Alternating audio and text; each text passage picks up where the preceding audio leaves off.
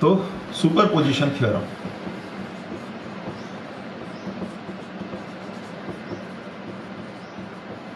Superposition theorem ये अध्यारोपण प्रमेय network analysis की एक इंपॉर्टेंट थ्योरम है। और ये थ्योरम क्या कहती है? ये थ्योरम ये कहती है कि हम किसी भी नेटवर्क में यदि एक से ज़्यादा एनर्जी सोर्सेज हैं तो उन सब एनर्जी सोर्सेज के कारण किसी एलिमेंट में बहने वाली करंट की वैल्यू निकाल सकते हैं सुपरपोजिशन थ्योरम से। स्टेटमेंट क्या है उसको समझने के लिए हम स्टार्ट करते हैं। मान लीजिए हमारे पास एक नेटवर्क है, यूजुअली 2 पोर्ट नेटवर्क, और एक 2 पोर्ट नेटवर्क को हम जानते हैं कि इक्विवेलेंटली टी या पाई नेटवर्क से रिप्लेस कर सकते हैं। टी नेटवर्क का मतलब है ये, यानी in the shape of T, this is Z1, Z2 and Z3। और सरलता के लिए भी सबसे सरल हम केवल माने कि एक से ज़्यादा एनर्जी सोर्स तो 2 एनर्जी सोर्स मान लेते हैं, एक E1 और एक E2। अब थ्योरम क्या कह रही है? थ्योरम ये कह रही है कि इसके किसी भी ब्रांच में फ्लो करने वाली करंट, इसके किसी भी ब्रांच में जो करंट है वो अध्यारोपण प्रमेय से निकाली जा सकती है। और अध्यारोपण प्रमेय कहती है कि इसके किसी ब्रांच में बहने वाली धारा का मान उन सब धाराओं के बीजीय योग के बराबर होगा जो किसी एक एनर्जी सोर्स के कारण बहती है, जबकि बाकी सारे एनर्जी सोर्स उनके इंटरनल इंपीडेंस से रिप्लेस कर दिए गए। इसका क्या मतलब हुआ? देखिए, इसको समझिए। इसका मतलब ये हुआ कि मुझे मान लीजिए इसके अंदर Z1 के अंदर या Z3 के अंदर करंट निकालनी है तो अध्यारोपण प्रमेय कहती है आप केवल एक एनर्जी सोर्स रहने दीजिए और बाकी सबको रिप्लेस कर दीजिए उसके इंटरनल इंपीडेंस से। तो मैं क्या करता हूँ, केवल एक एनर्जी सोर्स रहने देता हूँ और बाकी सबको रिप्लेस कर देता हूँ। इसका इंटरनल इंपीडेंस कितना यदि दिया हुआ है तो ठीक, नहीं तो एक वोल्टेज सोर्स है तो एक आइडियल वोल्टेज सोर्स का इंटरनल इंपीडेंस 0 होता है, यानी ये। अब इसके कारण बहने वाली करंट इसमें मैंने निकाल ली, सपोज I1 डैश। फिर ऐसी सारी धाराओं का बीजीय योग जो प्रत्येक ऊर्जा स्रोत के कारण बहती है, यानी कि प्रत्येक के कारण निकालना पड़ेगा। तो एक बार मैं निकालूंगा E2 के कारण, जबकि E1 को रिप्लेस कर दिया गया, यानी ये मेरा E2 हो गया। और मैंने क्या करा, E1 को उसके इंटरनल इंपीडेंस से रिप्लेस कर दिया। So this is Z1, Z2, Z3। अब इसके कारण जो बहने वाली धारा है I1 डबल डैश, ये मैंने निकाली। तो जो टोटल करंट होगी किसके अंदर, Z1 के अंदर, वो it will be the algebraic sum of both the currents. तो यानी total current I1 is algebraic sum मतलब ये I1 डैश इस डायरेक्शन में और ये इस डायरेक्शन में, इसलिए नेगेटिव I1 डबल डैश। इस तरह से मैं निकाल सकता हूं। ये हमारा अध्यारोपण प्रमेय का मतलब है। तो सरल है स्टेटमेंट।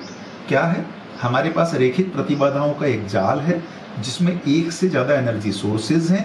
तो किसी ब्रांच में बहने वाली धारा का मान उन सब धाराओं के बीजीय योग के बराबर होता है जो प्रत्येक ऊर्जा स्रोत के कारण बहती है, जबकि बाकी ऊर्जा स्रोतों को उनकी आंतरिक प्रतिबाधाओं से रिप्लेस कर दिया गया।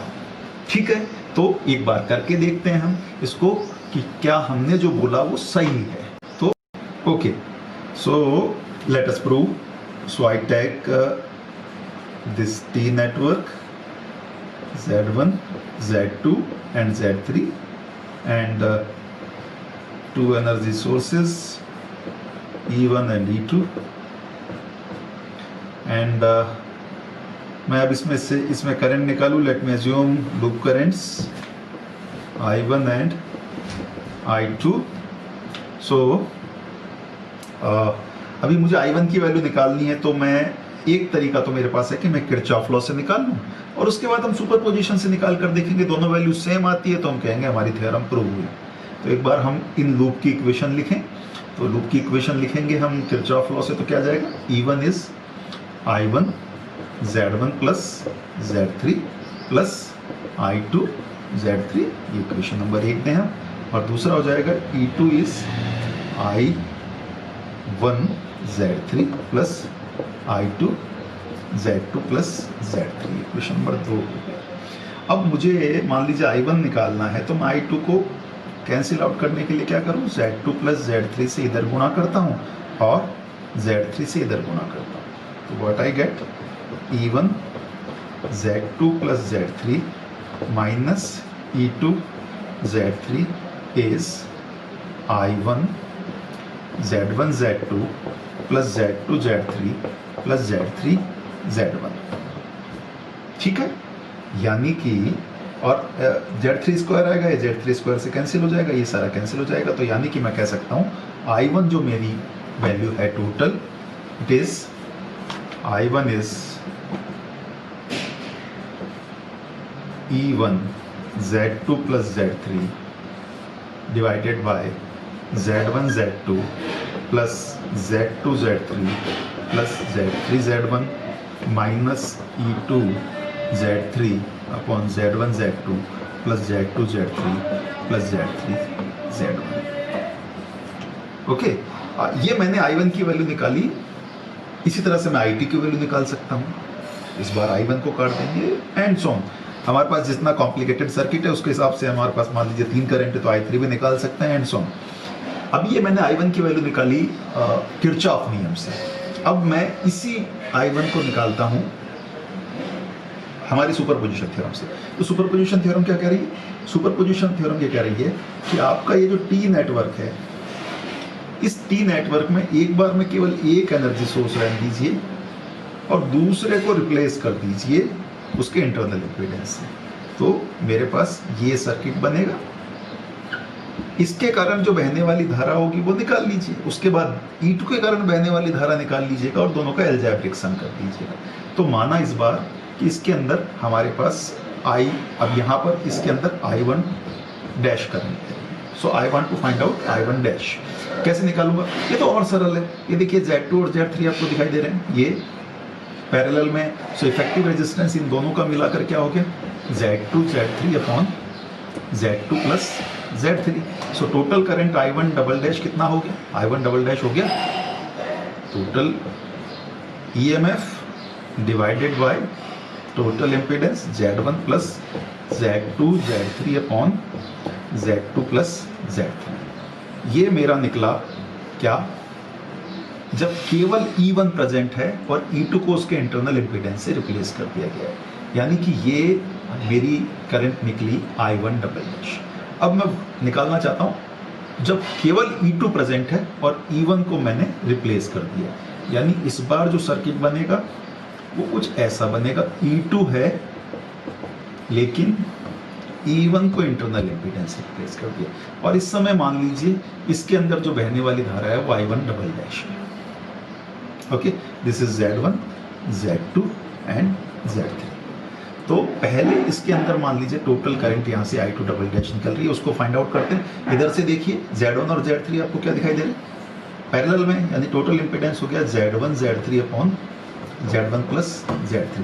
तो इससे कुल निकलने वाली धारा I2 डबल डैश क्या हो जाएगी, EMF E2 divided by Z2 plus Z1 Z3 upon Z1 plus Z3, यानी कि I2 डबल डैश हमारा क्या हो गया, E2